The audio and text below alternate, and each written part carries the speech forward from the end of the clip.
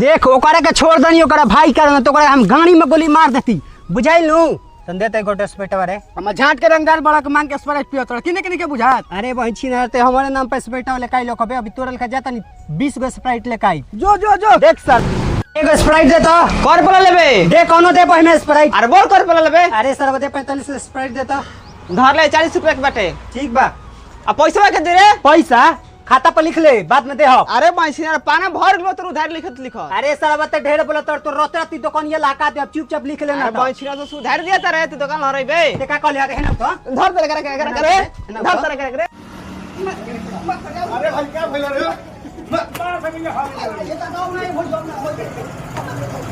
ए कहले सब हमरा के झाटू पसौना बड़ी मार मरलो सा भुका खातिर रे। अरे स्प्राइटो किन के पैसा ना देना तो मार के उन्हें दोनों भाई मिल के मार देला हसो। ते तो जिला रंगदार है तोरा कैसे मार देला हसो। अरे का कहबे सानी के चले को ओकरा के मारे नु ना ना ते हम बड़ा के रंगदारी देखलिए हम काहे खातिर जाइम रे। ना चलबे ना दोस्त ना ई ना ए सारो मैंने दोस्त में एगो पिटा गेल तोनी के ना जीबो से कैसन बाव ते तो से बड़का बड़का डीलिंग भी गले सामने जिम जो अपन काम देखो हमरो के